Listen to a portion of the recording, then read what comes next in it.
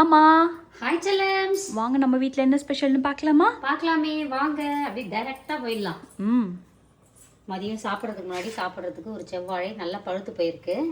அதனால அதை சாப்பிடலாம் அப்படின்னு முடிவு பண்ணிட்டோம். அப்புறம் மதியத்துக்கு சுட சுட சோறு ஆவி பறக்க. ஓகே. அதுக்கப்புறம் ரசம், கொஞ்சம் தக்காளி கொத்தமல்லி கொஞ்சம் தூக்கலாக போட்ட ரசம். நம்மளோட இயற்கை சந்தை பொடியை பயன்படுத்தி வச்சது. இங்கே பாருங்க குழம்பு கொதிச்சிட்ருக்கு. நம்மளோட இயற்கை சந்தை குழம்பு மிளகாய் தூளை பயன்படுத்தி வைக்கிற ஒரு முட்டை குழம்பு, காரக்குழம்பு. இது பட்டை இதெல்லாம் போட்டு வைக்கிறது இல்லை, புளி ஊற்றி வைப்போம் இல்லையா முட்டை காரக்குழம்பு, அதுதான் வச்சுருக்கேன். சின்ன வெங்காயம் பூண்டு எல்லாம் போட்டு அருமையாக வச்சுருக்கோம். அப்புறம் அவரைக்காய் பொரியல், அருமையான ஒரு அவரைக்காய் பொரியல். இதில் வந்து தேங்காய் போடலை. தேங்காய் போட்டால் கொஞ்சம் நிறைய இடம் சாப்பிட மாட்டேங்கன்னு தான் தேங்காயை கொஞ்சம் போடலை. இப்போ இதுக்கெலாம் போடணுமோ அது போட்டுக்கலாம்.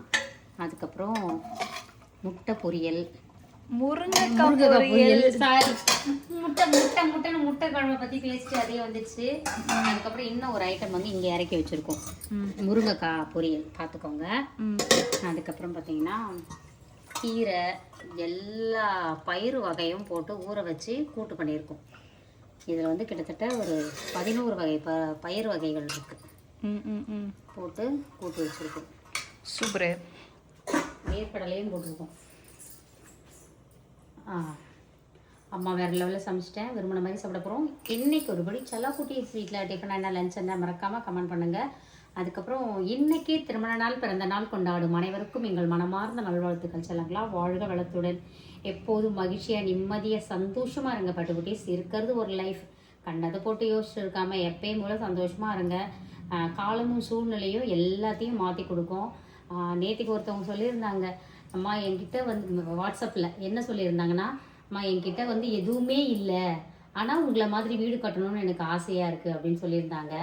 ஆசை ஒன்று இருக்குல்ல, அது போதும். அந்த ஆசை தான் நம்மளோட அடுத்தடுத்த கட்ட லெவலுக்கு முயற்சியே கொண்டு போகும்.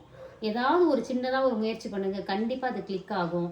அந்த உண்மையும் நேர்மையும் அந்த உழைப்பில் நம்ம போட்டோம்னா நிச்சயமாக எல்லாருமே வந்து நம்ம நினச்ச வாழ்க்கையை வாழலாம். அது கண் கூட உங்களுக்கு கூடி வரும், அது உங்களுக்கே தெரியும்.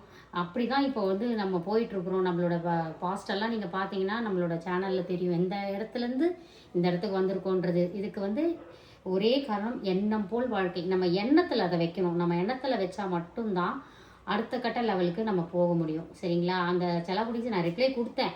இருந்தாலும் பொதுவாகவே இது மாதிரி நம்ம நிறைய பேர் இருக்கோம் இல்லையாம்மா, எங்ககிட்ட ஒன்றுமே இல்லை, நாங்கள் என்ன பண்ணுறது அப்படின்னு சொல்லுவீங்க. அப்படி முதல்ல யோசிக்காதீங்க. நம்மக்கிட்ட எல்லாமே இருக்குது, எல்லாமே வரும். ஏன்னா உலகத்தில் பிறக்கும் போதே நம்ம இதோடலாம் பிறக்கிறதே கிடையாது. சரிங்களா? ஏழையாக பிறந்த எவ்வளோ பேர் இன்றைக்கி வந்து உலகத்தில் டாப் 10 பணக்காரர்களில் கூட இருக்காங்க. அந்த மாதிரி நம்மளோட இதை வளர்த்துக்கிறது மட்டும்தான். ஸோ நம்பிக்கையை மட்டும் விட்டுறாமல் ஏதாவது ஒரு முயற்சி பண்ணுங்கள். சும்மா மட்டும் இருக்கக்கூடாது. சும்மா இல்லாமல் ஏதாவது ஒரு முயற்சி பண்ணுங்கள், நிச்சயமாக வெற்றியை தேடித்தரும். வேற என்ன பட்டு? அவ்வளோதான். Positivity. Love you all. Bye. வாழ்க வளத்துடன்.